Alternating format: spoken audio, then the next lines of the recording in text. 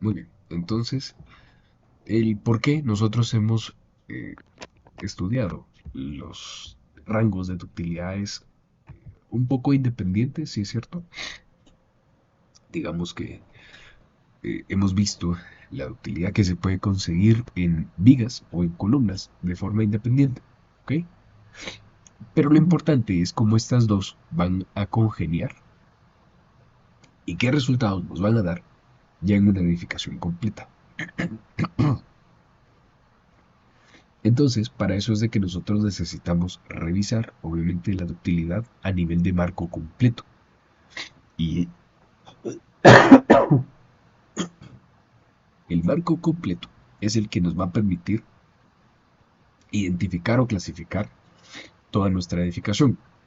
Si ustedes se recordaran, hablemos de AGI-SMS-3, que es la que a la larga nos viene a normar. Vamos a abrir la norma. Nosotros claramente necesitaremos un punto que era algo que se mencionaba al inicio.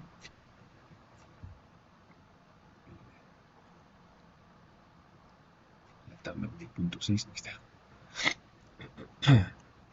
Cuando nosotros buscamos definir de entradita el cálculo de fuerzas sísmicas, hablábamos de que o los marcos pueden ser de alta ductilidad, ductilidad intermedia o ductilidad baja. Esto lo que va a determinar es la capacidad de respuesta que tenga nuestro sistema. A ver, aquí nos estamos enfocando en concreto, ¿sí? Pero nos estamos enfocando en qué tanta ductilidad puede desarrollar nuestro marco como tal, y por marco, pues me refiero al conjunto que al final de cuentas va a conformar toda la edificación, eh, pero también cada marco lo conforma, pues obviamente, un conjunto de columnas y vigas. Y en los dos sentidos, sentido X y Y.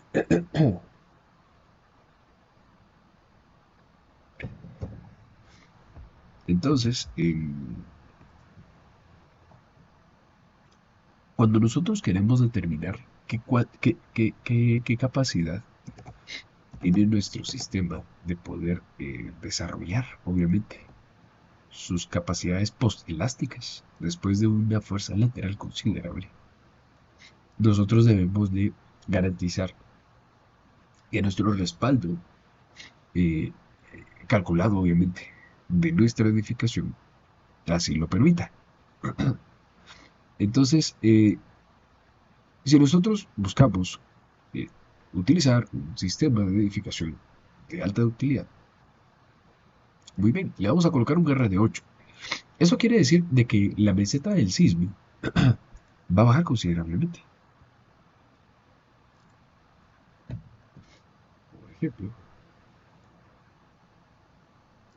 cuando nosotros tenemos sismos muy elevados y le aplicamos valores de R grandes, lo que tenemos es esto. Ese factor R a la larga nos sirve para poder disminuir la aceleración y obviamente una fuerza proveniente del análisis espectral, del espectro de respuesta, viene a ser aquellas aceleraciones que, conformadas por diferentes periodos, pues nos van a producir un rango o un parámetro de aceleraciones. Y con el valor de R, nosotros podemos controlar qué tanto podemos disminuir esa aceleración. Por lo tanto, las fuerzas sísmicas, si nosotros usamos sistemas de alta utilidad, van a bajar. Pero ¿cuál es la condición de que nuestros sistemas bajen?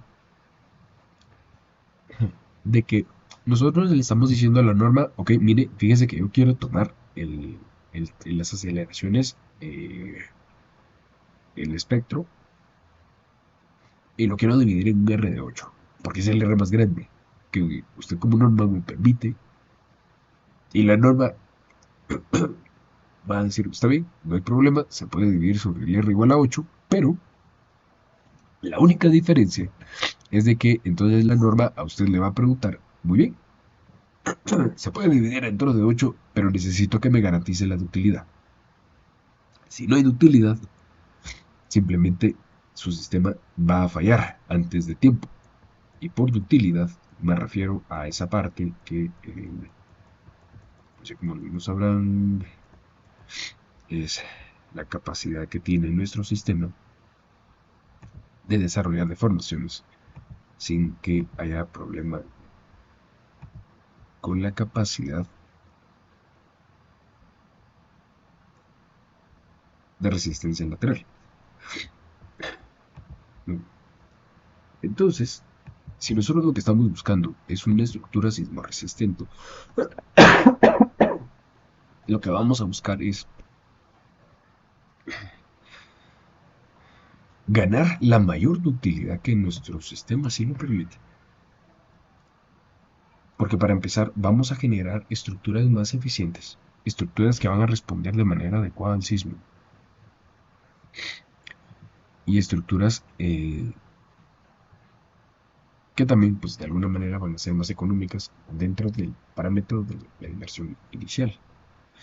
Entonces, ¿qué es lo que se espera dentro de la ductilidad de los pórticos? Pues que nosotros vayamos a tener deformaciones. Y así como lo veíamos en nuestras hojas de cálculo, esperaremos de que nuestras piezas, nuestros elementos, desarrollen adecuadamente.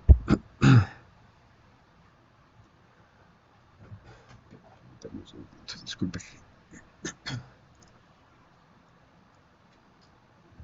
Como lo que nosotros vamos a buscar es garantizar que nuestro marco, ahora viéndolo como una sola pieza, pueda tener una ductilidad, desarrollar una alta o una intermedia o una baja ductilidad.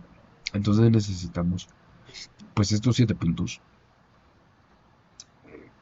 que es el cálculo de las deformaciones a partir de las curvas. Las deformaciones, obviamente porque nosotros estamos esperando que, que nuestras vigas y columnas empiecen a entrar en los diferentes casos de estudio que íbamos realizando, pues poco a poco con nuestro desarrollo de hojas de cálculo. ¿Sí? Vamos a tener deformaciones que hasta cierto punto van a ser idealizadas. Vamos a tener longitudes plásticas. Esto es el concepto y el fundamento de lo que ustedes van a indagar más en diseño por desempeño. No sé si a estas alturas de sus cursos ya llevaron diseño por desempeño. ¿Alguien aquí que habla de abajo? Todavía no está dentro. Yo creo que la mayoría no. No, ¿verdad? Ok, perfecto, gracias. Entonces, pues cabalmente, esta es la introducción, digamos, a su curso de diseño por desempeño. Diseño por desempeño se puede ver para todo tipo de estructuras, no solo concreto. Eh, y las longitudes plásticas lo que nos van a definir son las ubicaciones de nuestras rótulas. Ya lo vamos a tocar. Necesitamos también determinar qué tanta ductilidad podemos tener, ya que dependiendo de esa misma ductilidad, así va a ser la relación que tengamos de rotación. Por lo tanto, si nosotros tenemos una ductilidad alta, generalmente se permite bastante rotación dentro del mismo pórtico. Entonces también es de esperarse que cuando nosotros tenemos sistemas de alta ductilidad, tengamos desplazamientos pues considerablemente más grandes. ¿Ya? Entonces, esto nos va a definir qué tanto va a ser el comportamiento postelástico de nuestros marcos. Y posterior a ello, vamos a obtener la relación entre la ductilidad global del pórtico, del marco y de las secciones. Y revisamos ya la respuesta no lineal del sistema como un todo. ¿Sí? Si nosotros vamos a hacer el cálculo de las deformaciones a partir de las curvaturas, es lo que nosotros hemos estado trabajando hasta el momento. Básicamente, hemos tratado de revisar los diferentes escenarios en los cuales podría llegar a participar nuestra utilidad como un todo. ¿Sí? Y lo que hacemos, pues obviamente, es determinar los momentos y los ángulos de rotación, el ángulo que nosotros generalmente vamos calculando. Ya. Eh, y para complementar, ¿qué es el tema de las curvaturas? En realidad, lo que sucede es de que cuando nosotros tenemos el eje neutro ubicado acá, si esta es la viga de concreto,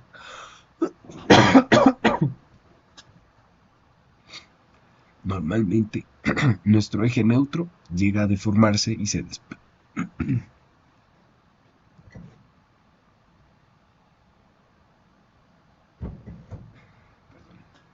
llega a deformar y se desplaza. Así como en este caso, incluso la aparición de grietas, ya hablando lo que sucede en el momento de la fisura, es de que modifica la sección. Es decir, que si nosotros sacáramos una sección transversal acá, y no sé qué si los controles de lápiz, pero vamos a utilizar estos. Si nosotros sacásemos una sección transversal entre el punto AA,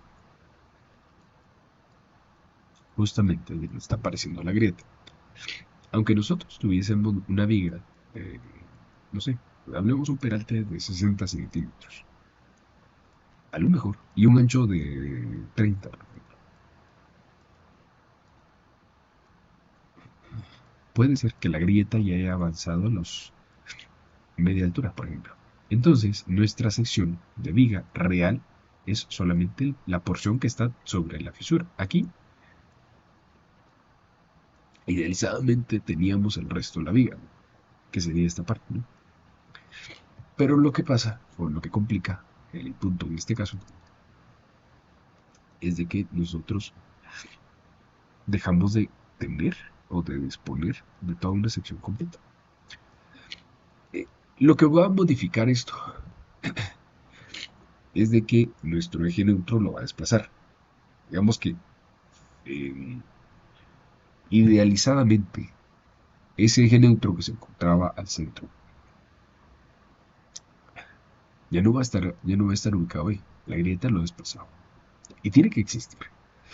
Porque obviamente aparece en cierta ubicación. ¿Sí? Entonces, cuando sucede esa rotación, cuando sucede ese desplazamiento de eje neutro, tenemos este escenario donde se está dando la deformación unitaria del concreto.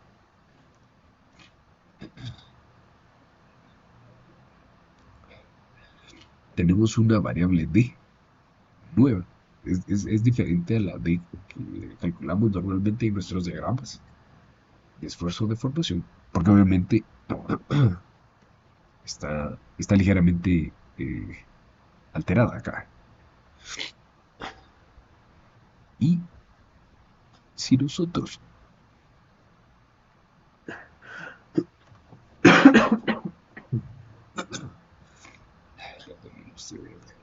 qué pena, en serio, disculpen, si nosotros lo analizamos ya con dos triángulos y hacemos nuestra clásica con compatibilidad de formaciones, lo que va a suceder es de que vamos a tener un valor de KD, ¿sí? Entonces, justamente el ángulo que se genera acá, que va a ser el mismo que está acá, puede estar definido como la relación de deformaciones, porque esto, al final de cuentas, es también un opuesto sobre una altura, es decir, el opuesto sobre una altura, la distancia C, y acá, que sería el PATD, pues esto obedece a D menos C, ¿no? Si esto es C. Planteamos nuevamente una compatibilidad de formaciones con la deformación unitaria del acero. Ese es el concepto básico. Pero,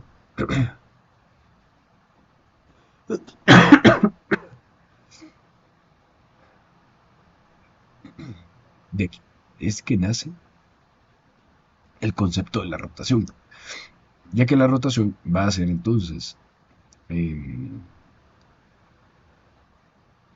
lo que va a permitir esa curvatura de la viga. Entonces la curvatura de una sección va a ser la rotación por la longitud unitaria del miembro.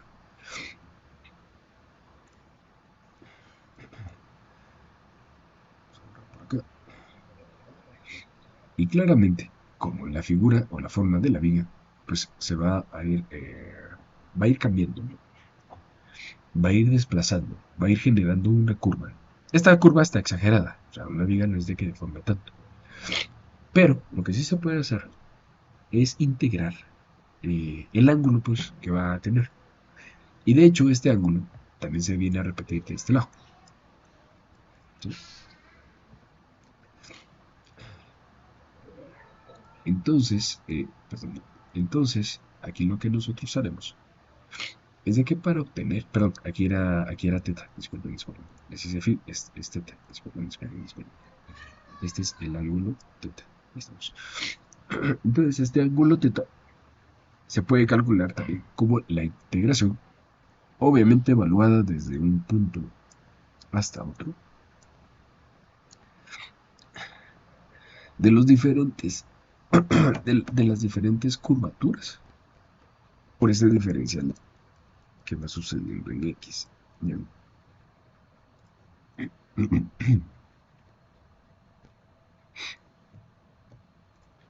Eh, si nosotros vamos a calcular esas deformaciones, pero ahora a partir de las curvaturas, o sea, de toda esa elástica que produce cada viga. Al ocurrir una deformación por rotación en un elemento estructural, se va a obtener lo siguiente. Imaginen que nosotros tenemos una viga empotrada en el punto B y la viga termina en el punto A, aproximadamente. La viga, aunque aquí está dibujada, aunque aquí está dibujada recta, ¿sí? Va a tener cierto comportamiento en curva. Entonces, lo que va a pasar es de que vamos a tener muchos diferenciales del ángulo beta que pueden estar definidos como, porque son tan pequeñitos, como son tan pequeños, van a estar, se puede hacer la misma relación de X al radio que se produce para que generemos ese diferencial de ángulo teta, ¿sí? Que es un R considerablemente grande comparado contra los valores que aquí están, ¿no? Si lo hiciéramos a escala, pues eso sería lo que pasaría.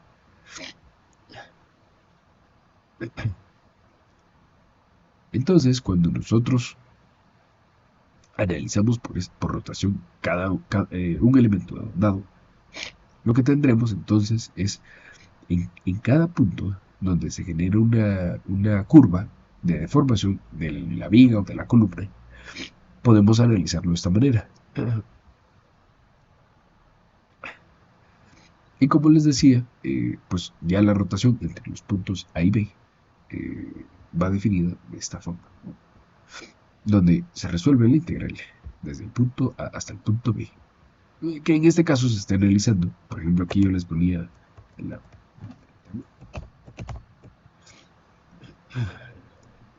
aquí les ponía el ejemplo de que esta iba de A a B y ahora pues B es el punto empotrado.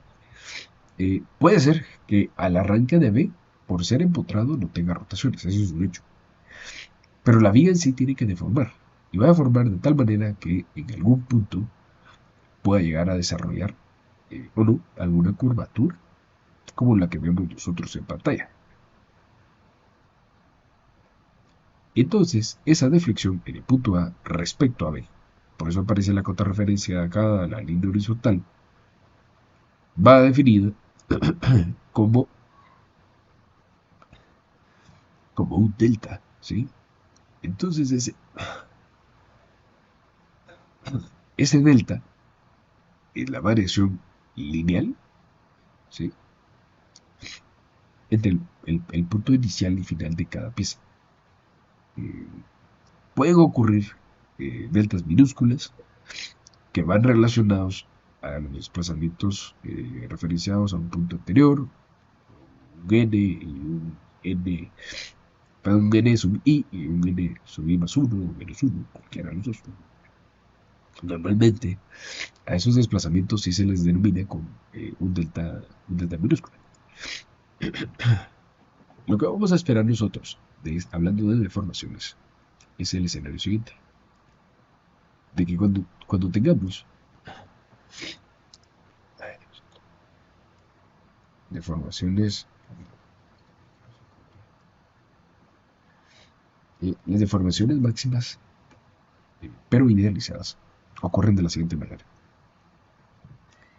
Si nosotros tuviéramos siempre la viga A y B, punto B empotrado, eh, casi siempre los que han tenido la experiencia de trabajar balcones,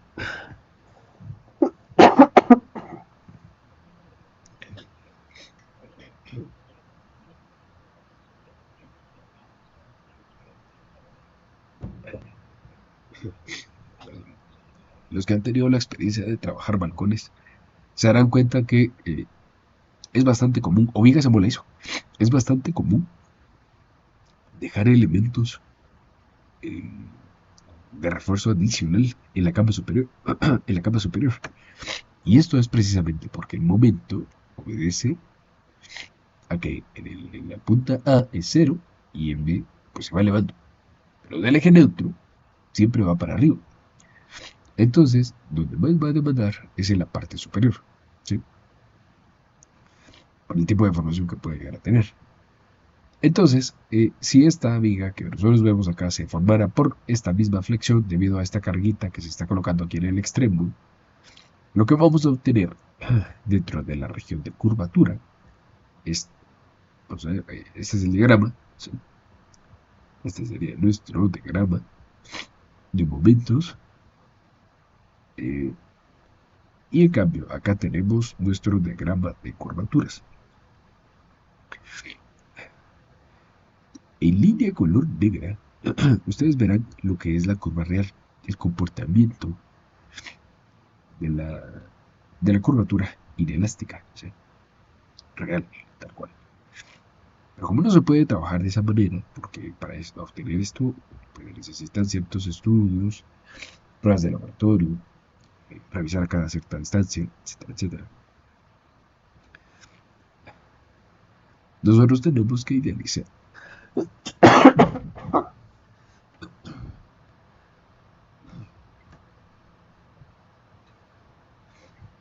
Tenemos que idealizar la curvatura de esta manera, ¿sí? Y aquí donde acaba el LP es la longitud plástica, ¿sí? Entonces lo que llega a pasar es de que vamos a tener una aparición de rótulo, ¿ya? Precisamente donde acaba este punto, digamos que es donde está el puntero láser.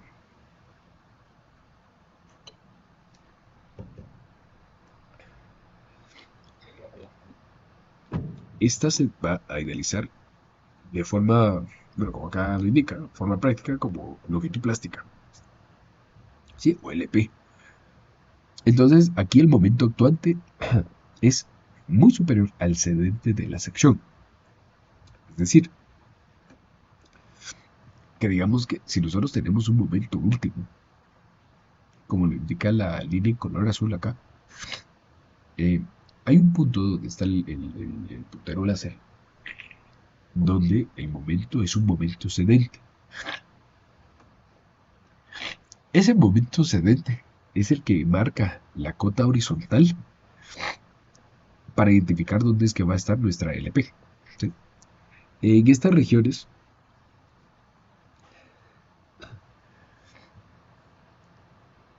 eh, donde van apareciendo las fisuras que nosotros vemos en la parte superior,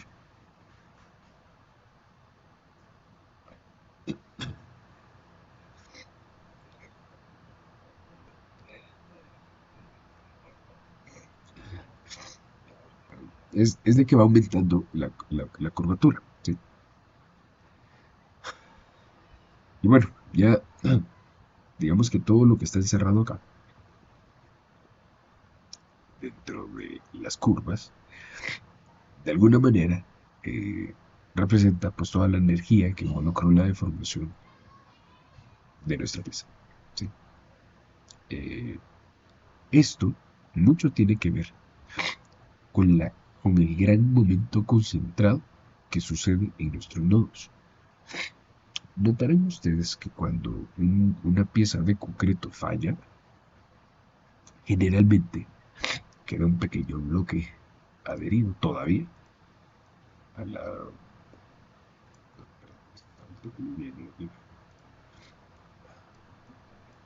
Aquí ocurre la fisura o la deformación completa. Y aquí está el nodo, ¿sí? Y igual para el otro lado. Pues, ¿qué es lo que pasa? Primero, la concentración de acero de refuerzo en el nodo hace que esta pieza sea muy rígida, ¿sí? Y por lo cual generalmente no va a rotar tal y como lo hacen las vigas a fricción comunes, pues, o las iniciales.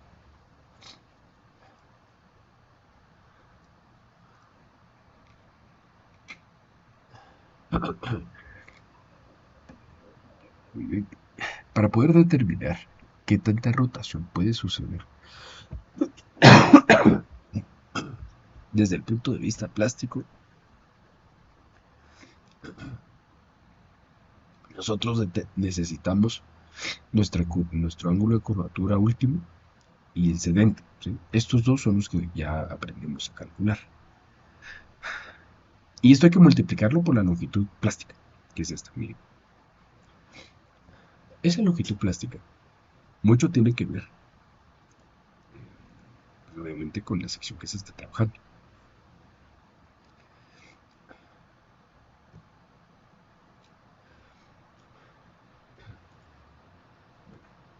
Eh, por otra parte, la contribución elástica en la rotación en toda la longitud del miembro se determina integrando la curvatura en condición elástica, ¿sí?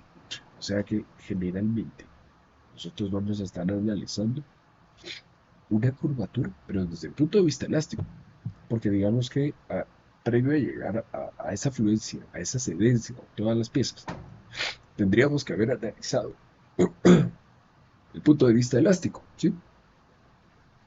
Es básicamente este triángulo, entonces.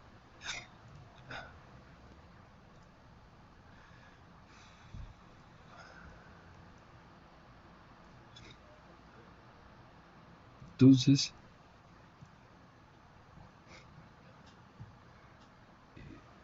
¿cómo podemos determinar eh, precisamente esa contribución elástica?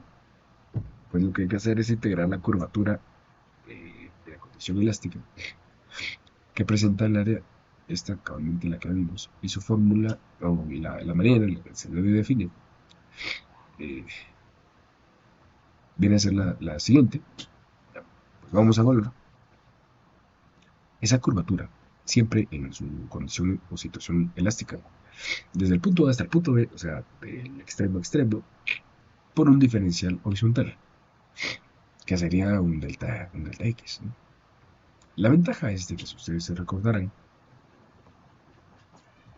de que acá, como estamos hablando de que va a ser al punto en el cual arranque la cedencia, nosotros necesitamos o podemos definir la rotación de Y como la rotación elástica. O sea, aquí estamos al límite. Cuando esto es igual,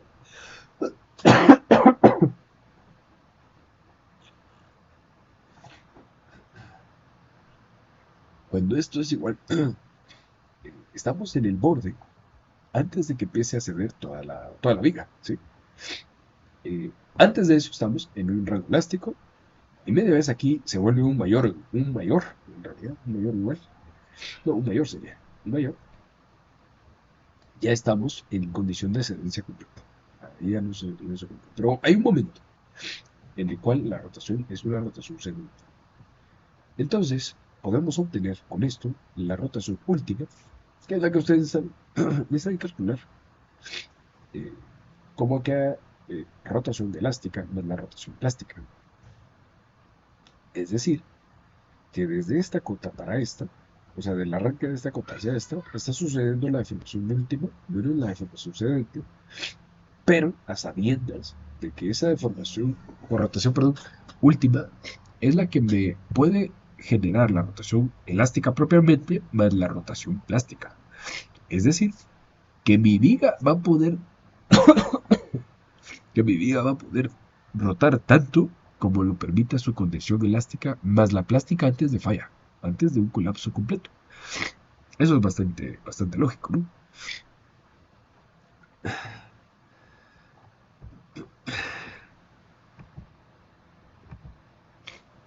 Disculpen ustedes. Bueno, vamos a ver acá. Las deformaciones máximas, seas que nosotros esperamos, por lo menos para el punto de vista de las deflexiones, tendremos un delta P igual a la rotación plástica con una distancia X. Que esto va a estar definido, ya sabemos que la plástica es igual a restar la rotación última menos la rotación sedienta. Vamos a multiplicar por la longitud plástica, que es la distancia donde van a aparecer las rótulas. Y eso lo vamos a multiplicar por L menos longitud plástica menos. ¿Sí? Esa es la deformación plástica, lo que va a deformar nuestra pieza del rango plástico. Pero si lo analizamos desde el punto de vista elástico, es decir, cuando está cediendo, tal y como habíamos visto anteriormente, vamos a obtener un delta sub E de elástico, evaluado desde el inicio hasta el final, por su ángulo sub E, por X según diferencial de X. También, como excedente, se recordarán ustedes que la elástica la igualamos a phi sub Y, ¿sí? A la siguiente. No más que eso. Más que eso, ya no se estaría cumpliendo la condición de la ascendencia. ¿Sí? Eh, y aquí pues ya multiplicamos por X sobre L. Evaluamos para X.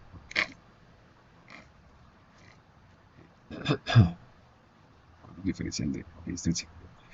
Y la deflexión última, perdón, va a ser no más que la suma de estas dos. O sea, por lo menos, aunque no logramos hacer un ejercicio de esto, pero que tengan ustedes la idea de que cualquier deformación o deflexión última estará en función de lo que yo pueda aportar elásticamente más la deformación plástica. ¿Sí? Eso es lo que va a pasar conmigo.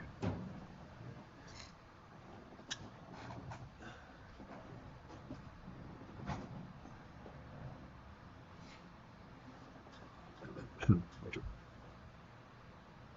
aquí hay una resolución de la ecuación y una simplificación que ya la podrán analizar un poco más a detalle. Un poco más a detalle ya cuando tengan ustedes la, la presentación. Ya la podrán ir viendo paso a paso. Normalmente se hace una comprobación, pero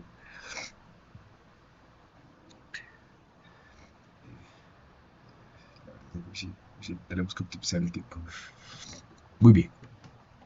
Si estas eran las deformaciones máximas esperadas,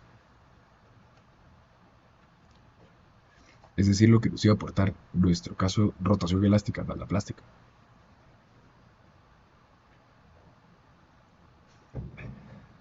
Un caso similar, eh, imagínense ustedes que ahora la viga ya no es, bueno, rotémosla en 90 grados, está empotrada en la columna o en cantilever.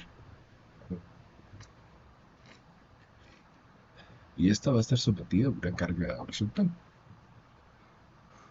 que es de hecho esto que ustedes ven acá, es el fundamento del análisis de las columnas. La misma viga que veíamos hace un momento empotrada, al rotarla y aplicar siempre la carga axial P y demás, es la forma de idealizar que a un edificio de columnas de concreto va a recibir cargas sísmicas laterales. Obviamente, obviamente va a tener una dimensión de ancho, ¿sí? También a una LP aparecerá una rótula plástica. Y si lo revisamos desde el punto de vista del diagrama, cuando tiene una carga que está dentro de su rango elástico, todavía se sobre las deformaciones máximas idealizadas que nosotros esperamos. Nuevamente estamos tomando el ejemplo de una columna. Y lo que nosotros esperamos es de que la columna, cuando se desarrolle el momento elástico que era el que hablamos, y nosotros alcancemos el diagrama clásico de un elemento empotrado, vamos a tener, pues obviamente, un rango hasta el cual va a suceder el momento elástico, ¿no? Pero sucederá un escenario C, donde la curvatura cedente pudiera llegar a ocurrir. Y en este caso, lo que va a pasar es de que tendríamos entonces una inestabilidad o una distorsión especialmente sobre el diagrama como tal. Son diagramas diferentes, este es diagrama de momento, este es diagrama de curvatura, pero el diagrama de curvatura, obviamente, cuando se idealiza y se asume de que va a estar trabajando solamente y que va a estar trabajando solamente en un rango elástico, aquí tendríamos una curvatura bastante lineal, ¿sí? Pero ya cuando nuestra curvatura se vuelve una curvatura ascendente, llega a tener esta forma que se encuentra donde se encuentra Shura. Ahora bien, cuando nosotros excedemos y llegamos a la curvatura última, recordemos, curvatura ascendente más curvatura plástica, para que plastifique la pieza, que es lo que busca la teoría y el concepto de la ductilidad, lo que vamos a buscar o esperar es de que nosotros, por esa misma plastificación de las piezas, tengamos un excedente de capacidad a deformar, ¿no? Porque se está plastificando de manera hasta cierto punto controlada. Entonces, si es una deformación que nosotros quisiéramos pues, entrar a calcular, lo que deberíamos de hacer es obtener cabalmente un diagrama similar a este. Y aquí tendríamos entonces una relación, una relación en cuanto a las deflexiones o a las deformaciones. Obviamente, si estamos en un rango sedente, vamos a tener un delta Y. Inicial, pues, un diferencial, que es el que va a arrancar dentro del rango elástico. Vamos a tener un delta en el rango plástico, lo cual nos lleva a un delta total. Y así como se analiza para los desplazamientos horizontales, también lo podemos ver para los ángulos de rotación. Entonces tendremos ángulos diferentes, obviamente, de este desplazamiento nos producirá una rotación desde la base y desde la deformación, pero plástica, tendremos nosotros una rotación plástica diferente, que obviamente esta va a ser mayor a la ascendente como tal. Eso es un hecho. Y por lo tanto, esa capacidad que tiene de deformar teta sub y más teta sub p, que arranca aquí donde está el cursor y finaliza en esta línea, es el ángulo teta total. Entonces, así como nosotros podemos permitir el ángulo de rotación completo y el desplazamiento completo antes de que empiece a ceder la pieza, o bueno, mejor dicho, ya después de haber cedido la pieza por completo, lo que tendremos es un desarrollo completo de la ductilidad. Y bueno, ya a estas alturas es fácil identificar que cuando nosotros hablemos entonces de un marco, regresando al tema de ajíes, cuando hablemos sobre un marco que es de alta, intermedia o baja ductilidad, obviamente estas variables van relacionadas. Alta ductilidad, pues obviamente va a tener ángulo y un ángulo teta y un delta, un desplazamiento bastante grandes. Ojo que esto es hasta que desplace. Un momento, un instante antes de que vaya a colapsar. Y en el caso de las estructuras de baja utilidad, pues obviamente reduce esto, reduce bastante, reduce considerablemente. Son estructuras más caras, porque obviamente son más robustas.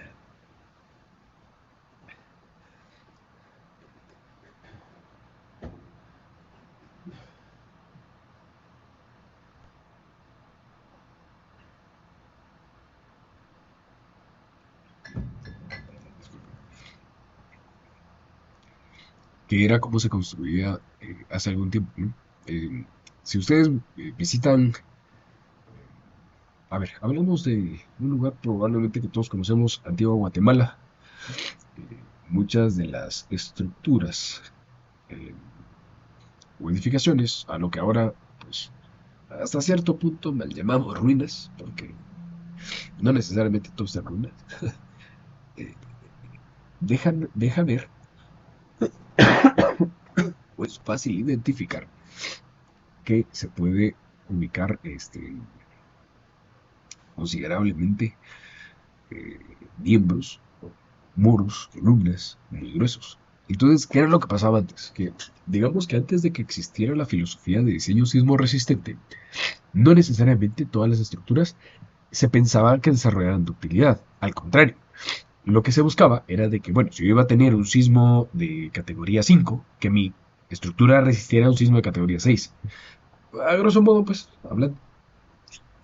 En cambio, esta filosofía de diseño, que era no sismo resistente, sino muy resistente, lo que hacía era generar estructuras de muy baja ductilidad. Nunca iban a desarrollar ductilidad porque no iba a haber fuerza que pudiera tratar de deformarlas. ¿Sí?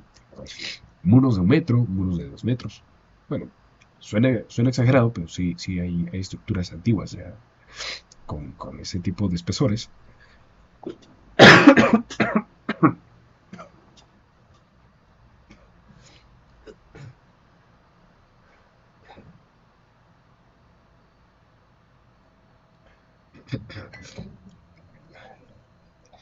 eh, que lo que realizan es, o lo que buscaban, perdón, era tener demasiada rigidez. ¿No? Entonces, estas estructuras antiguas no necesariamente iban a llegar a estos puntos, sino simplemente eran muy resistentes. Ahora, el problema de una baja ductilidad o de esas estructuras es lo que justamente pues, pasó en muchos casos de Antigua. Las fallas no se dieron como uno esperaría que se mantenga un edificio, por ejemplo, que está bajo la filosofía de columna fuerte, viga débil, por ejemplo, sino que más bien es un concepto que lo que busca es, yo voy a ser tan resistente que ningún sismo me va a mover, pues. Pero el problema es de que en algún punto de la vida puede llegar un sismo tan grande, porque a ver que es un tema que desconocemos a pesar de las múltiples y mucha investigación que se ha ido realizando. No tenemos, no tenemos a ciencia cierta cuál va a ser el próximo gran sismo. Puede ser que siga en aumento, puede ser que nuestra escala en algunos miles de años se quede corta, no se sabe.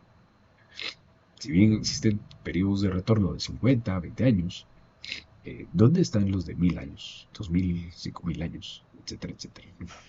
Entonces,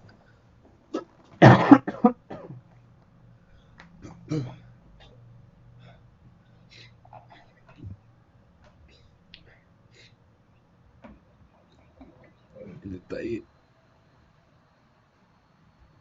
el detalle es de que es mejor prever que nuestra estructura no resista necesariamente ese sismo tan elevado, sino que mejor se comporte deformándose y apareciendo rótulas o deformándose plásticamente donde nosotros queremos que aparezcan. Habrán algunas piezas en la edificación que se pueden deformar, plastificar y aún así permitir que la gente pues, pueda salir. A ver, cuando hay un sismo considerablemente grande, la diferencia que sucede es de que, bueno, hablemos de una torre de apartamentos, no sé, 50 apartamentos, 100 apartamentos. Por lo menos por apartamento habrán dos personas. Hablamos de mínimo tratar de evacuar en cuestión de segundos eh, 100 personas o más, o 200, no sé.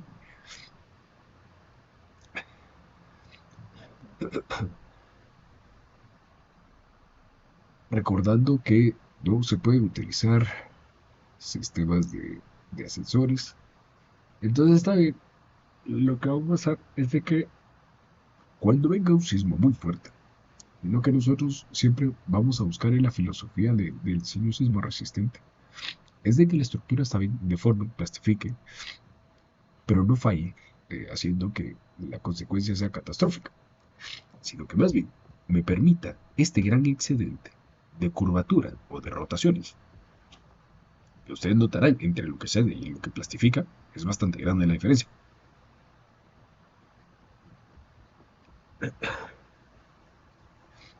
Y así yo puedo dos cosas. Optimizar mi diseño.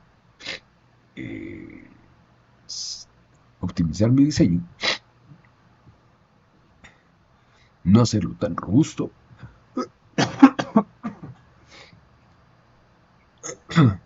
No hacerlo tan robusto. Y garantizar que estoy, bueno, sobre todo cumpliendo con normas, ¿no? Vamos a ver, pero no es nada rentable estructuras de 5.000 años de periodo registrados, tendremos que tener un límite. Ah, sí, no, por supuesto. No, no, no, no, era solo un parámetro de referencia, ¿verdad? Eso es algo imposible, es poco rentable, o sea, no, no, no, no, eso es algo que solo lo ponía como un caso, un punto de comparación, porque ahí es donde entra el equilibrio que nosotros tenemos que tener. A ver, por ejemplo, y qué bueno que tocó el punto nuestro compañero. Si nosotros, a ver, establezcamos un periodo de vida útil de un edificio de concreto, alguien podrá decir 30 años, 40, alguien dirá 50, alguien va a decir que conoce un edificio de 60 años, puede ser. Pero lo que pasa es de que ya después de esa cantidad tan grande de años, hablemos de 50 años, ya 50 años es un edificio considerablemente ya antiguo, ¿no? Para empezar, las normativas de diseño van cambiando aproximadamente a cada 5 años, promedio, ¿sí? Más o menos. Si nosotros teníamos un edificio de 50, que esperamos vaya a durar 50 años, y a lo mejor es un edificio que va pensado a los inversionistas, que por ahí puede buscar, no sé, algún tiempo de retorno de 10, 20 años, no sé. Digamos que con ese poco, relativamente poco tiempo, ellos van a estar cubiertos. Eh, y ahí es donde entran los criterios de la norma. Y cabalmente, como menciona nuestro compañero, lo importante es, digamos, tener un límite. Por eso es de que la normativa establece ya el límite de por sí en nuestros factores. Y también eso se ve involucrado en el valor KD, por ejemplo, de nuestros espectros.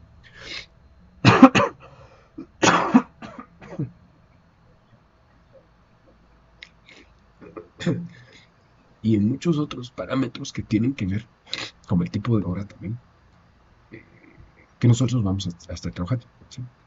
Pero quería hacer el comentario de el por qué ahora, pues digamos, comparado con hace 50 años, hace 80 años, hace más de 100 años, nuestros diseños ahora, pues, son más eficientes. Porque la filosofía ha cambiado. Ahora no es una filosofía sobre resistente, sino sismo resistente. Entonces,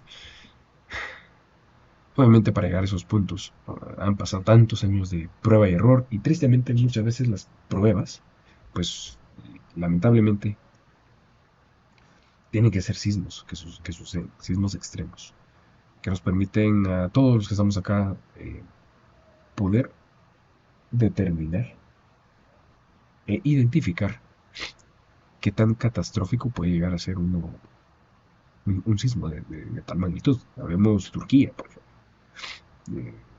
El año pasado pues fue un sismo bastante, un evento bastante sonado, que si ustedes se fijaron en las fotografías, muchos sistemas estructurales no tenían pensado el desarrollo de la ductilidad, ¿verdad? Y ese tipo de consecuencias son las que llevan este tipo de malos diseños o malas filosofías de diseño o un diseño mal enfocado, ¿verdad? Mucha falla de piso blando o tipo sándwich, ¿no? Que fallan las columnas, la aplastaban a la gente, o sea, no dar ni opción a que la gente salga, eso es complicado. Por eso nosotros siempre nos mantendremos en el rango de columna fuerte, digamos. Bueno, entonces ahora,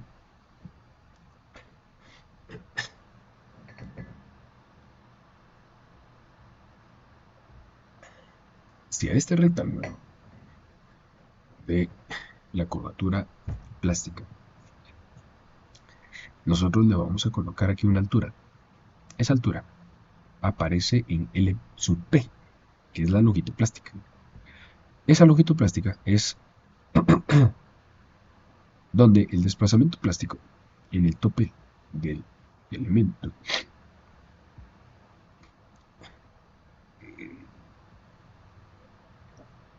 va a deformar. Y esto va calculado mediante el enfoque simplificado, que sea el mismo que el derivado desde la distribución de una curvatura real. ¿Sí? Entonces,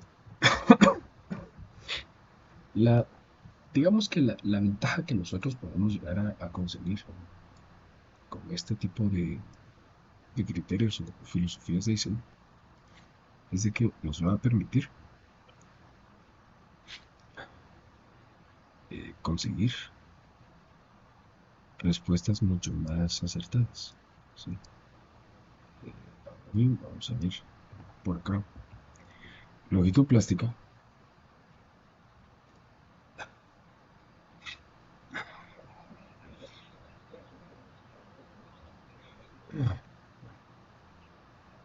Como vimos en este gráfico, justamente acá, es que está sucediendo la altura o la longitud plástica, ¿sí? Que es el ancho o el alto de ese rectángulo, depende de cómo lo veamos. Pero lo que se busca es de que tenga la misma área que la distribución de la curvatura inelástica, es decir, la que tenemos cuando ya empieza a ceder nuestra curvatura.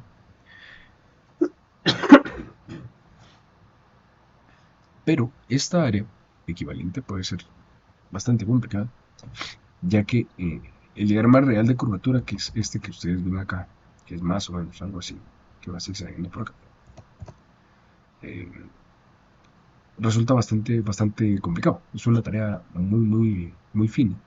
Y rentablemente hablando, si ustedes quisieran diseñar todos sus edificios así, hacer esta gráfica pieza por pieza es muy engorroso, demasiado tiempo. Digamos que ahí económicamente dejamos de ser productivos. Mucho tiempo involucrado. Y tomando en cuenta lo impráctico que resulta tener que calcular dicha área. Entonces, hay algunas longitudes plásticas basadas en unas varias investigaciones que tienen que ver con las investigaciones que acá aparecen, como la propuesta de Sayer, por ejemplo, que básicamente es aquella donde la longitud plástica eh, será igual a 0.5 veces el peralte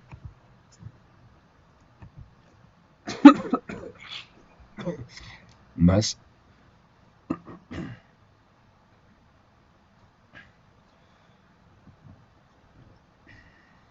0.075 de Z. Hay un diagrama aquí más adelante que nos va a ejemplificar cada parte. Lo único es de que esta zona de ascendencia se contempla a peralte cuartos, más allá de la sección que el momento flexionante. Entonces aquí lo que hay que hacer es un ajuste entre la relación de los momentos para que pueda aplicar.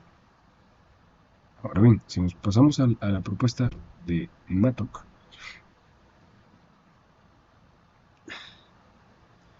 que esta es más antigua, él ignora un desconchamiento de recubrimiento cuando hay deformaciones elevadas. A ver, ¿qué pasa? Cuando nuestra pieza, nuestra viga, digamos, empieza a formar tanto, recuerden ustedes que el que está cediendo es el acero de refuerzo. Por lo tanto, el que va a empezar a no compartir esas deformaciones es el concreto. Y especialmente, quien se fisura primero es el concreto que está en el recubrimiento. A esto se refiere ese desconchamiento. ¿Sí? Y se emplearon los parámetros de tensiones de concreto a compresión de la CI para esto.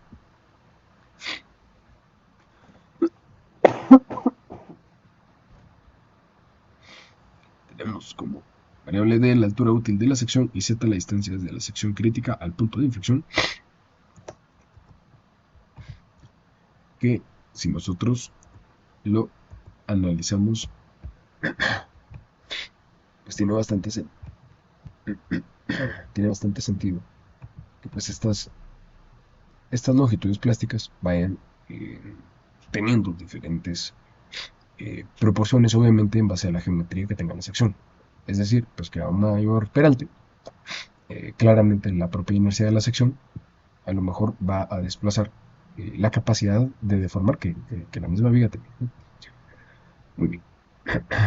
Ahora, si nos pasamos a analizar lo que corresponde a la utilidad de rotación y de deflexión, que tenemos primero, siempre, conceptos de ductilidad. A ver, ¿qué significa mi ductilidad entonces? Básicamente, esta cota horizontal, ¿sí? Esto es ductil. Y en este punto, la misma historia, ¿sí? Solo que esto es analizado de dos perspectivas diferentes. Primero, tenemos la rotación y dependiendo de cómo vaya la rotación respecto al momento, porque el momento flexionante será el que va a determinar qué tanto puede llegar a rotar o no nuestra viga o columna analizada. Y la ductilidad de flexión será aquella que esté relacionada con las deformaciones sobre las fuerzas. Entonces, si se dan cuenta ustedes, aunque el momento o la fuerza no necesariamente vaya aumentando pues en su rango, sí nos está permitiendo una gran ductilidad, o sea, una gran cota horizontal, que es la que nos va a garantizar que la estructura se forme bastante, ¿sí? Entonces, por ello, viene a ser importante que la separación entre θ sub y, o sea, la rotación sucedente con la rotación última, sea grande. Y por eso es de que la ductilidad... Permítame un segundito.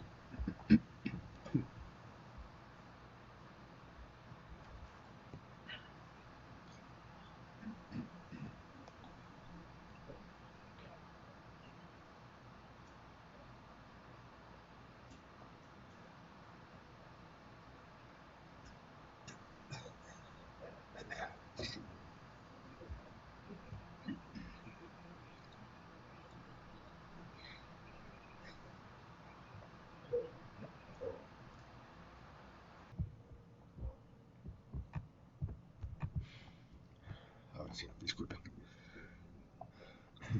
Entonces es por eso que la ductilidad siempre va a ir definida por dos vías. Ductilidad tanto en rotación como una ductilidad en deflexión. A ver, si ustedes se recordarán de dinámica estructural o análisis estructural. No, introducción a la dinámica. Introducción a la dinámica. Los grados de libertad. Pues nosotros podemos tener dos tipos de libertad en estos grados de libertad. Dos tipos de desplazamiento, o dos tipos de maneras de moverse. Una es la rotación y otra es el desplazamiento. Por lo tanto, cuando nosotros en dinámica analizábamos alguna pieza, algún objeto, algún marco, si es tridimensional, pues este claramente va a tener desplazamiento y rotación en los tres ejes, por lo tanto los grados de libertad van resultando en 6. En 6. Entonces, nuevamente, cualquier manera en la que se vaya a desplazar nuestro sistema, también que a la mano lleva, o de la mano va, el tema de la ductilidad, ya sea bien para rotar o para deflectar o trasladar. ¿Sí? Digamos entonces que un barco nosotros lo vamos a poder definir qué tan desplazable es o qué tanto puede rotar en función a la capacidad que tengan así sus secciones. Antes de fallar por completo, ¿no? Después de que se que es precisamente este rango. Y para ello, y para ello vamos a dividir la rotación última, el ángulo de rotación última, sobre el ángulo de rotación sedente. Y ello obtendríamos nosotros entonces nuestro nivel o capacidad de.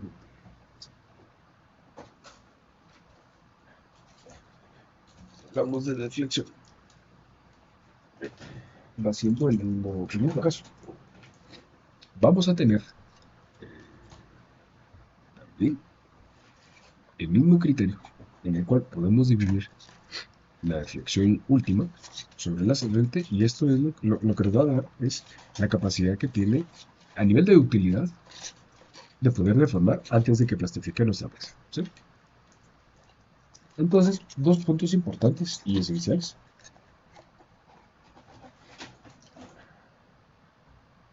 Que a la larga van a influir en la respuesta de nuestra pieza, ¿sí? Para que lo tomen en cuenta. Ahora, si lo revisamos entre la utilidad de un entrepiso y la sección como tal, que es ya acercarnos a cómo sucede en los marcos,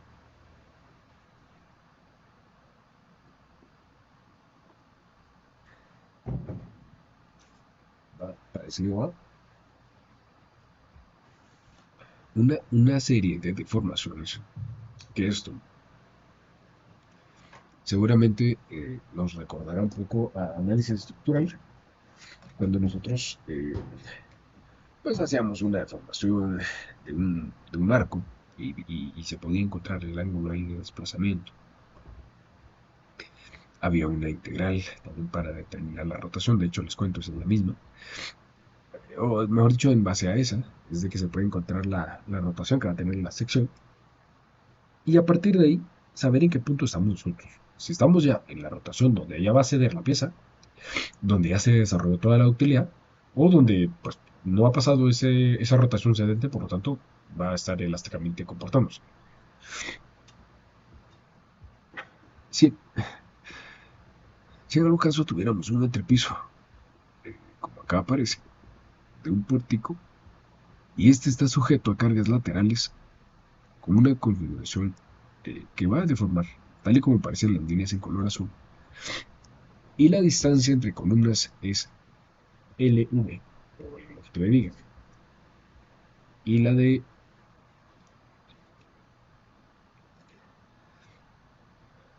separación entre vigas es la longitud de la columna, el SOC, y todos son constantes. Lo que va a pasar es de que, bueno, también aquí nos menciona las rigidezes de las vigas y columnas. Claramente, los ángulos acá van a tener cierta compatibilidad. Y si son de la misma rigidez todas las piezas, Lo que va a pasar es de que los puntos de inflexión van a suceder justamente a la mitad. ¿Sí? Esto es algo que se cambió de las normativas antiguas. De las normativas antiguas. Porque cuando no se consideraba el criterio de la formación de rótulas, el problema está en que iba a deformar nuestras columnas. Entonces es por eso que muchos edificios, hablemos de los años 80, fallaban eh, muchas veces a mitad de las columnas.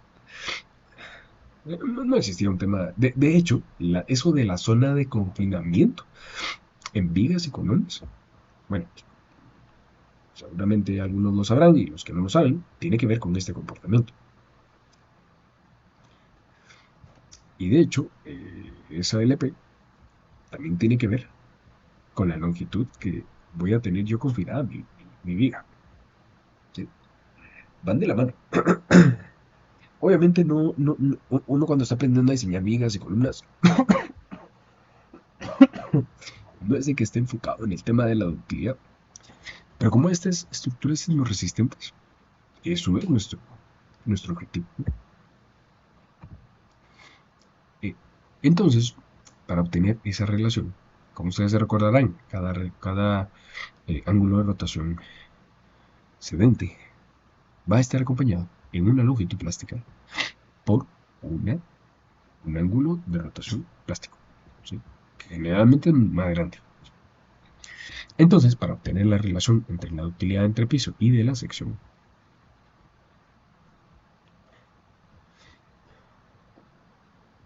en ese intervalo lineal va a ser este delta sub y igual a la rotación sedente por la longitud de la columna elevada al cuadrado.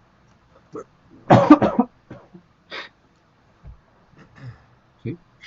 Permítame que aquí esto. Un segundo.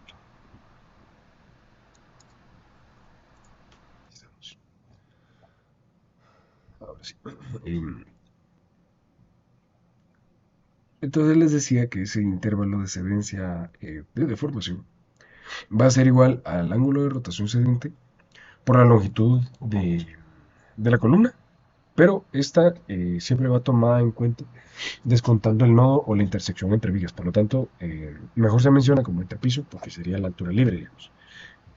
La elevan ustedes al cuadrado y aquí les pido una disculpa, es dividido 6, ¿sí? Esa es la cosa. Eh, y pueden identificarse dos mecanismos básicos de deformación inelástica, donde el primero es un mecanismo de columnas débiles y vigas fuertes, en el cual las rótulas plásticas van a presentarse en los extremos de las columnas. Y en el segundo, el de columnas fuertes y vigas débiles, ahí ya la rótula va a aparecer en los extremos de las vigas. ¿Sí? Y vamos a estudiar los dos, pero bueno, por falta de tiempo, no, no se va a poder abordar ese tema.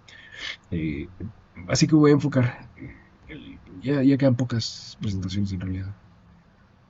El enfoque va a ser de que, pues obviamente se desarrolle la utilidad de vigas, bueno, no columnas, la rótula, me refiero.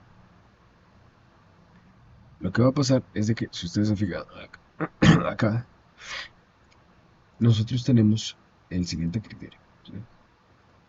Tomamos en cuenta esos puntos eh, donde, obviamente, se está llegando a producir cierta deformación lineal. Vamos a ver.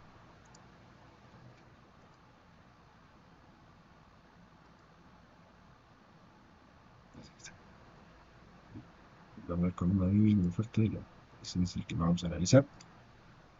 Sí, aquí está. Bueno, este lo voy a pasar un poco rápido, no es el que nosotros vamos a terminar, a analizar detenidamente, porque este no es sobre el cual está basado sistema sismo existente, ¿sí?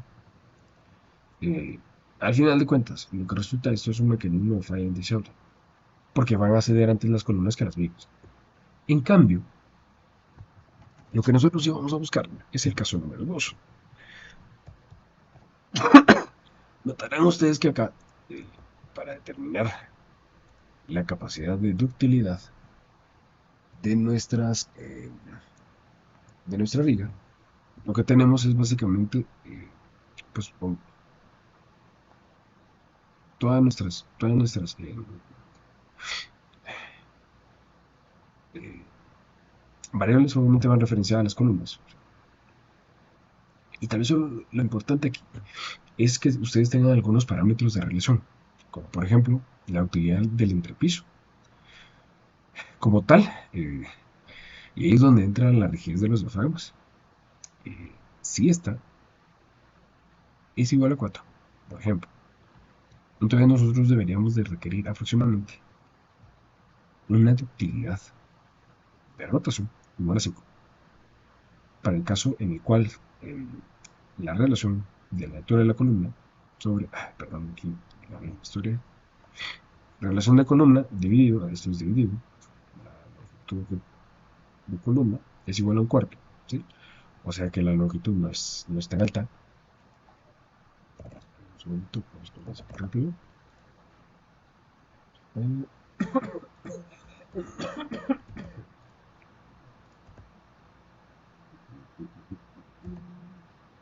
Ahí está. Ahí estamos, ahora sí. Si la relación entre la altura sobre su longitud, HC es de la sección, ¿sí? Es decir, que obviamente pues una va a ser más esbelta que la otra, ¿no? Entonces, cuando nosotros tenemos este tipo de clasificación, eh, nuestra ductilidad de rotación para este caso deberíamos de estar llegando a 5, ¿sí? En cambio, en el caso de donde nosotros tenemos una sección de columna sobre su longitud pues más pequeña, porque la relación nos llega a un octavo, eh, la ductilidad que alcanza este punto es de 9, ¿sí? Y si hacemos el mismo escenario, pero ahora para las vigas, ¿sí? ¿Qué es lo que va a pasar? Que es el que nosotros buscamos en esta ocasión, es de que así, para un valor de longitud de plástica va a ser igual a la altura de la viga de la sección, pues, dividido 2, para empezar. Y h sub b es la altura de la sección de la viga. Y el factor de utilidad del entrepiso va dado por la siguiente ecuación. De utilidad de desplazamiento será igual a 1 más 3 veces la sección medio sobre la longitud de la columna, porque hay que relacionar la viga con la columna, por su capacidad de ductilidad menos 1, ¿sí? Que también se puede reducir de esta forma. Entonces, nuevamente, si se sacan las mismas relaciones, haciendo el mismo caso, si nosotros quisiéramos obtener una ductilidad de entrepiso, o sea, del marco completo, igual a 4, nosotros necesitaríamos, precisamente por estas dos ecuaciones, alcanzar 9 de ductilidad en cuanto a la viga en este punto, ¿sí? Ahora bien, ahora que ya lo aprendimos pues vamos a ver cómo se llama, al, al punto donde con nuestras hojas de cálculo determinábamos la utilidad del viga,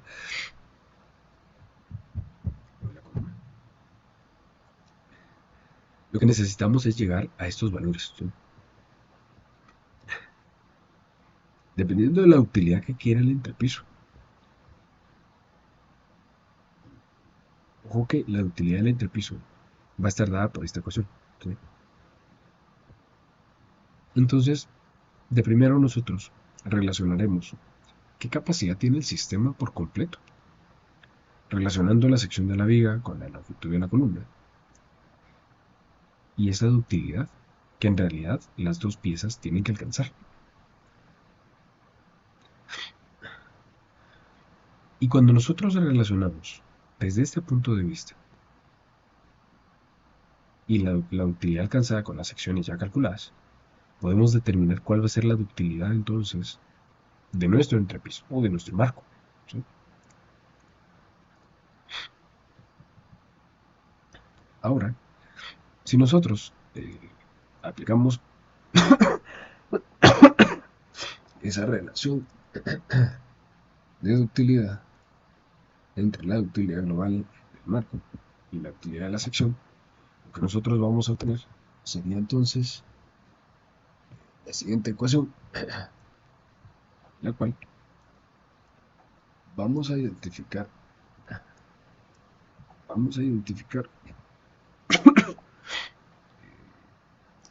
un sistema de marcos de varios niveles, ¿sí? Tal y como aparece acá. Ahí estamos, ahora sí, ahí estamos, perdón, hice una corrección acá. Vamos a asumir que el desplazamiento lateral de cada entrepiso en la etapa de comportamiento lineal es constante, ¿sí? Se va comportando de la misma manera. Entonces, la deformación lateral en cada parte superior va a sumar un desplazamiento. Y obviamente, el desplazamiento del nivel inferior pues también va a desplazar y va a sumar otro desplazamiento en n sub 2. Vamos a tener esta línea en n sub 1. Y este producirá, bueno, estando a este punto, va a desplazar otro poco, ¿no? Entonces aquí vamos a tener un desplazamiento en sub 3.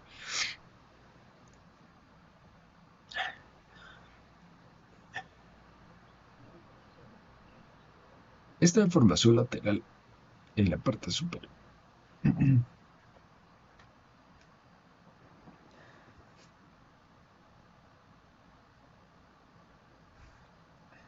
disculpen, va a ser la suma de todas las diferentes n que van desplazando y acumulando o aportando su desplazamiento hasta conseguir el desplazamiento total.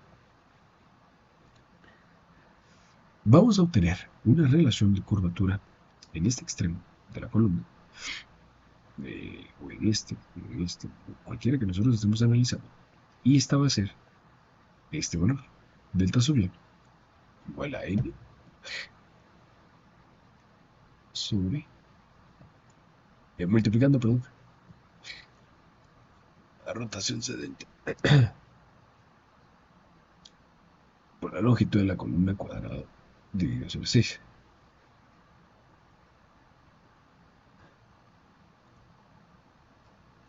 Y ojo que n es la cantidad de desplazamiento que nosotros llevaríamos hasta el punto a donde se vaya a terminar, para que ya se vaya a presentar el colapso de la estructura como un mecanismo de columna débil viga fuerte. Basta con que dicho mecanismo se forme en un solo entrepiso, así como está sucediendo acá. Y esto lo que ocurría, o lo que hacía, era de que los edificios pues fallaban de una manera bastante impredecible.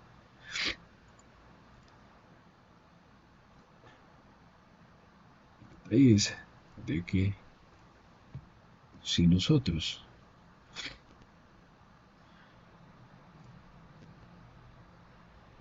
consideramos estos parámetros, el factor de ductilidad de desplazamiento asociado a cada entrepiso va a ir definido.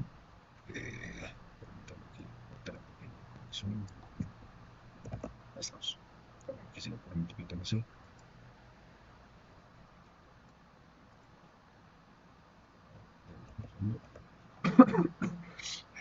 Ahora sí. Con esta ecuación, que ya de manera simplificada, va de esta manera.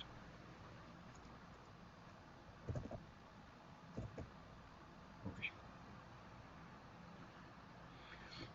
Para diferentes longitudes plásticas, tal y como acá se muestra, o relaciones entre la altura de la sección de la columna sobre su longitud de columna, o entre pisos, y un desplazamiento equivalente a 12, nosotros podríamos tener una relación parecida a esto, que al final a lo que nos lleva es siempre a que concluimos a que cualquier ductilidad de rotación va a estar directamente relacionada, o esto es aproximadamente, mejor dicho, aproximadamente, el valor es aproximadamente el de dividir la ductilidad última de rotación sobre la, perdón, la curvatura de rotación última sobre la rotación cedente. ¿Sí? Esto implicaría que para una estructura, si tuviéramos nosotros 12 pisos, eh, para que logremos alcanzar una ductilidad equivalente a 4, que se requiere entre cada columna del entrepiso, donde se van formando estas rótulas, se cuente con rotaciones inelásticas correspondientes a una ductilidad curvatura del 97. Es bastante. ¿Sí? Pero nosotros, aquí es donde nosotros queremos llegar. ¿Sí? Esencialmente, nosotros estamos buscando que nuestra estructura pueda y logre desarrollar diferentes capacidades.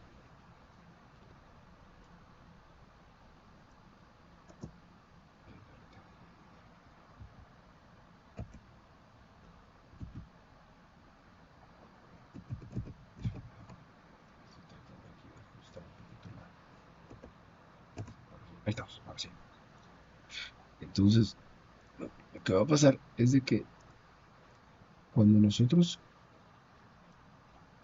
tengamos esencialmente el comportamiento ya de nuestros marcos, y la falla deseable, como bien se ha dicho en los diferentes códigos, es un mecanismo de falla de columna fuerte diagonal. Entonces acá lo que nosotros buscamos es, miren ustedes acá, garantizar una máxima desplazabilidad a partir de la formación y aparición de las diferentes rótulas plásticas. Y esto es lo que nosotros buscamos. Por eso es de que el criterio con una fuerte viga débil es tan importante. Si no tuviéramos este tipo de comportamiento, eh, muchas cosas van a pasar acá. El edificio no va a poder generar este desplazamiento oscilatorio, que es la forma de determinar su periodo de vibración. Es decir, no estaríamos permitiendo que el edificio vibre. Entonces, digamos que a la larga, todo lo que nosotros habíamos calculado, todo lo que habíamos calculado, no tiene, pues obviamente, mucho sentido si no se va a obedecer. O de que no estemos esperando algún comportamiento de ese tipo. Entonces, esencialmente, cuando nuestra edificación empieza a desplazar, lo que buscaríamos sería de que se permita que las vigas sean las que desarrollen estas rótulas para que nuestro edificio pueda vibrar y así desarrollar su propia utilidad. Y no falle, como cuando analizábamos o veíamos un sistema de falla donde la viga es la débil. Ese es el escenario que no se busca en estos casos, de que eh, también este tipo de desarrollo de utilidad precisamente en estos nodos, lo que garantizan es de que, primero, que podamos evacuar a toda la gente ante algún evento de mayor magnitud.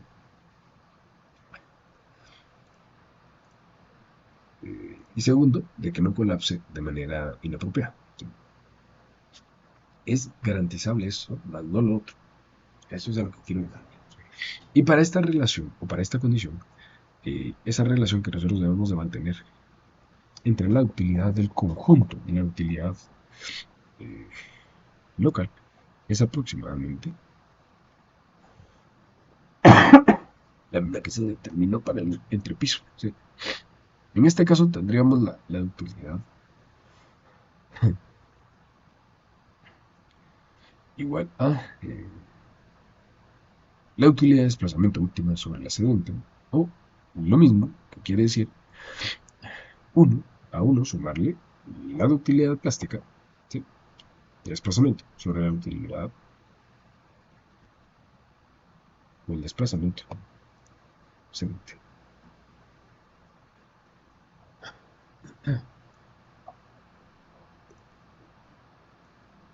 Si nosotros deseamos calcular ahora el valor de la utilidad, ya colocando variables, nuevamente a través de sustituir estos valores que anteriormente se han definido, tendríamos pues una ecuación muy parecida a la que veíamos anteriormente, cuando tuve la aparición de la rótula plástica sobre el objeto de la columna.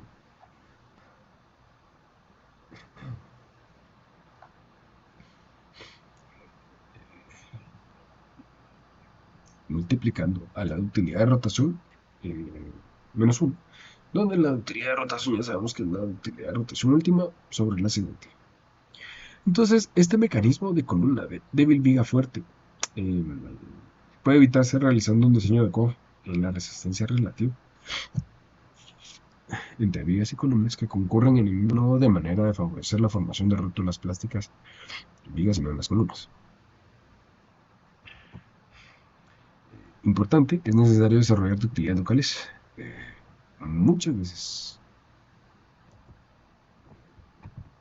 estas pues, o es más fácil que superen pues, las de los otros elementos, ¿no?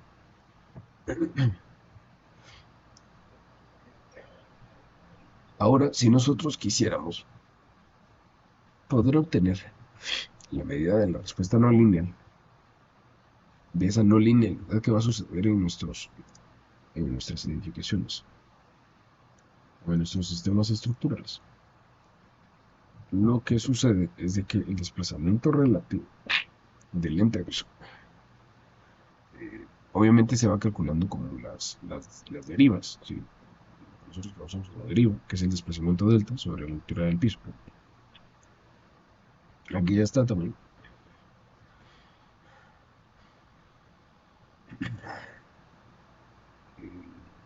Como alfa, es llamada la distorsión de entrepiso o la deriva, ¿sí?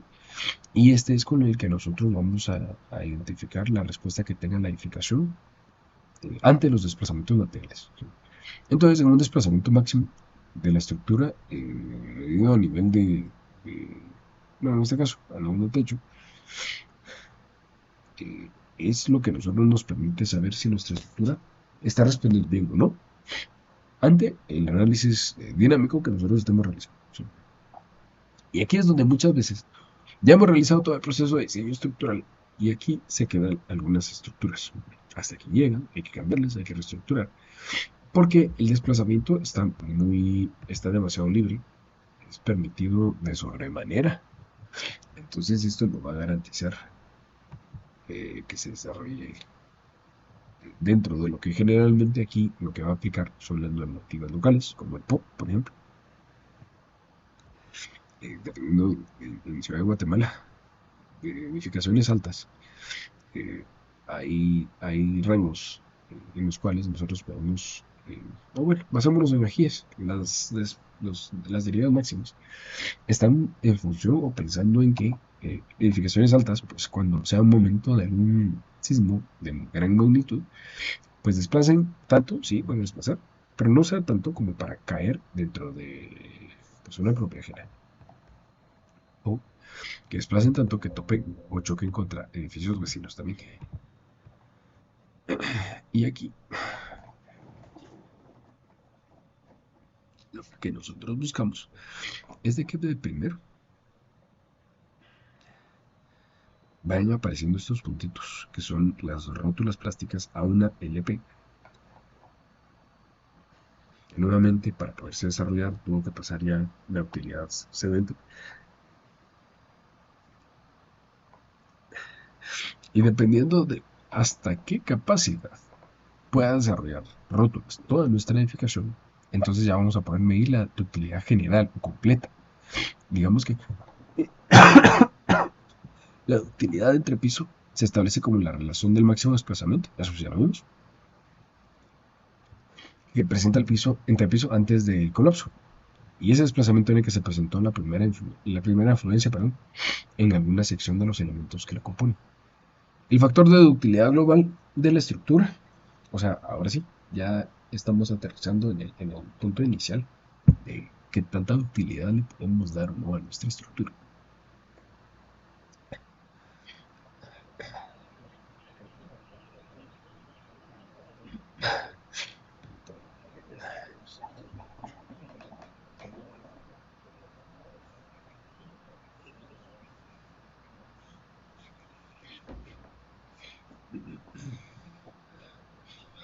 Ok, eh, perdón. Entonces, la capacidad que nosotros podamos desarrollar como de utilidad global, en realidad va a estar referenciada a un área donde, si nosotros nos fijamos en esta gráfica, tiene muy parecido, muy parecido a lo que veíamos al inicio, donde se incrementaba la fuerza y aumentaba el desplazamiento en eje horizontal. Pero, en este caso, de la misma forma, aquí entre todo este, digamos que hasta aquí ocurrió la formación elástica, o aquí mejor dicho, alcanzamos el punto excedente, todo esto es ductilidad. ¿Sí?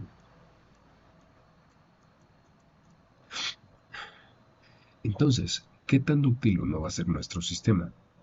Va a ser esa medida horizontal que pueda producir ya nuestro sistema de marcos ante la aparición de estas rótulas plásticas. Ya cuando empiezan a suceder en columnas, quiere decir de que está a punto de perder una capacidad de resistencia ante la fuerza horizontal, de tal manera que se nota un decremento considerable. Luego, cada vez que ocurra este escenario, en este caso, quiere decir de que aparece, empiezan a aparecer nuevas rótulas en columnas.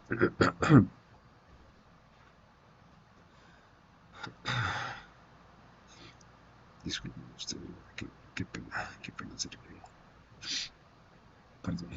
Eh, entonces, como les decía, pues obviamente va a llegar un punto donde ya todos los sistemas montados, o todos los marcos uno sobre otro, ante la aparición de ya todas las rótulas plásticas, hasta ahí va a llegar. Y posterior a ello colapsaría. Entonces, ahora, si nosotros, para darle un valor y saber determinarlo en sistemas eh, estructurales, lo que nosotros tendremos es, lo que nosotros tendremos es los lineamientos del FEMA 440. Este es de libre descarga. Es de acceso libre, perdón. Lo pueden ubicar rápidamente en internet. Si gustan revisar por ahí. Eh, y, y prácticamente habla sobre la capacidad o la generación de utilidad de los sistemas. ¿Sí? Entonces, perdón, yo aquí tuve un pequeño error.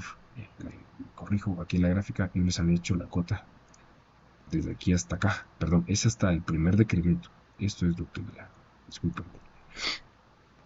Disculpen.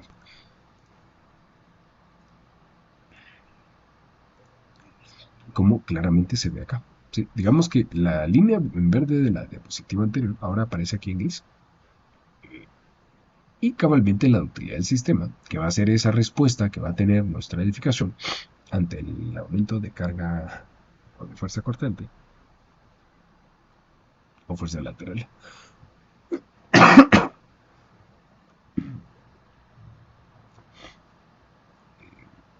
Pues de alguna manera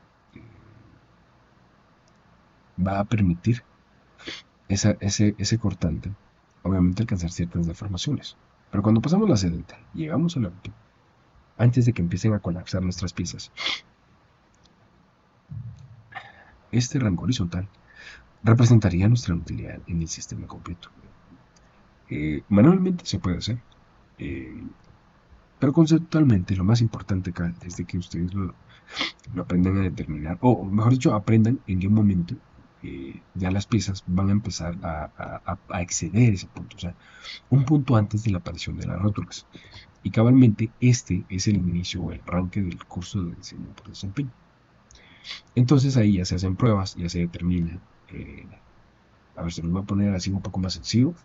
En el curso, ustedes deberían de, bueno, depende un poco quién les imparta, pero esencialmente pueden llegar a determinar en modelos analíticos, modelositos, apariciones de rótulas. Entonces, cuando ustedes encuentren una rótula, el resultado que les va a dar, que de hecho yo creo que por tiempo ya no nos va a alcanzar hoy.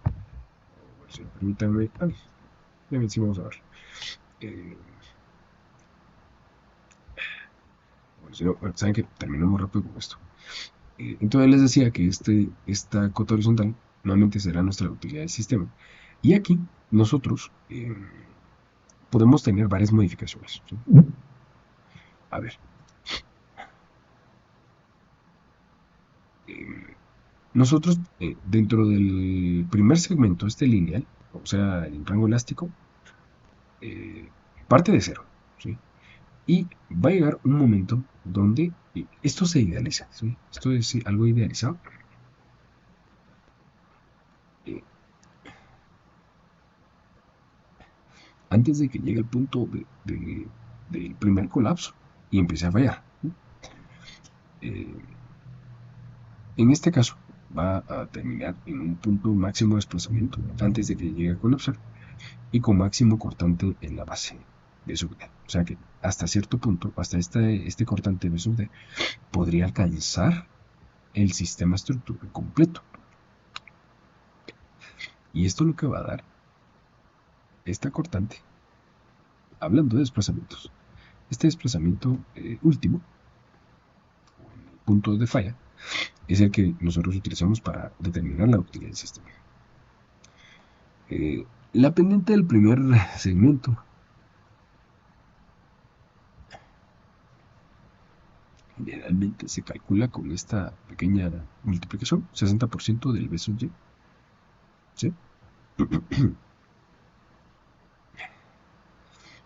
Y bueno, las áreas de cada segmento se van equilibrando. Para obtener el cortante elástico, no nos quedamos en 60%, sino llegamos a 0.80. Y el factor de sobre resistencia de la estructura, pues les comento, está relacionado también a lo que ustedes, al valor que ustedes, digamos, eligen cuando seleccionan su sistema sismo resistente. ¿Sí? Estos valores están en función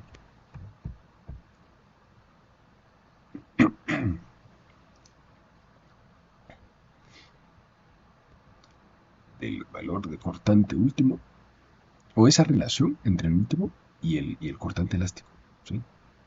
A eso se refiere el factor de sobreresistencia.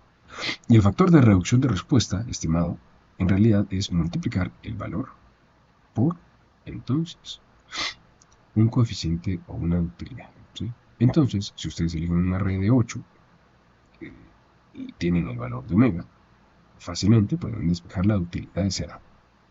Esto, pues entonces aquí es donde ya les da la idea, ya saben, bueno, ya teniendo el valor de la utilidad, ya, entonces por favor, bueno, el siguiente ejercicio, el siguiente ejemplo hubiera sido hacerlo a la inversa, ¿verdad? O sea, despejamos aquí, seleccionen ustedes el R que quieran, ¿sí? O sea, a ver, hagámoslo aquí, repito. Perdón. Hacemos acá rápido.